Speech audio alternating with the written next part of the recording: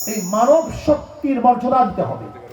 এরা সম্মানিত ইজ্জাতওয়ালা যেই হোক না কেন, সে ঋষি হোক, কামার হোক, মজদুর হোক, চাষি হোক, চামার হোক, শ্রমিক হোক, আশরাফুল মাখলুকাতকে শ্রদ্ধা করতে চাই, সম্মান করতে চাই, ইজ্জত দিতে চাই।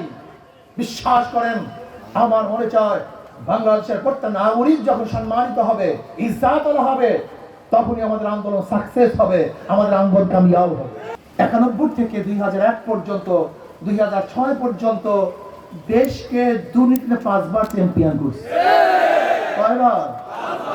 2 বার না, গোটা বিশ্বের মধ্যে দুর্নীতিতে 5 বার চ্যাম্পিয়নশিপ করছে বিএনপি।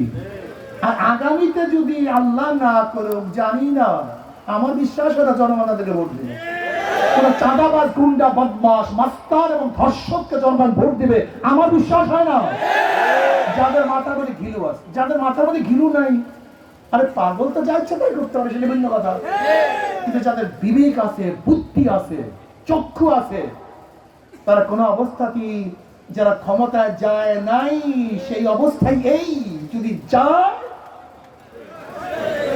এই দোকান খুলতে পারবেন না, আল্লাহর ব্যবসা করতে পারবেন না, ধারণা করি আল্লাহ না করে সুন্দর মেয়েরা রাস্তায় হাঁটতে পারবেন না।